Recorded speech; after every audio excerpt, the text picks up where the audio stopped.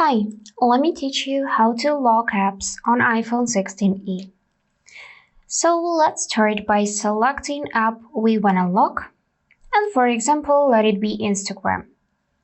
So to lock this app, we need to press and hold it till we can see this list of options, and from the list choose second section require Face ID.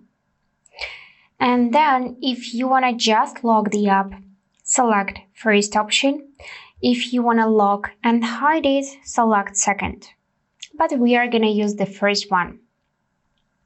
Right now you need to scan your Face ID and that's it. App is locked. To check this, we need to try to open it and we'll see this information. Face ID is required to unlock this app. We can click here to try it again, or instead of Face ID, enter passcode. To unlock app, press and hold it again and choose Don't require Face ID. Then scan it, and now app is unlocked. So that's it for today.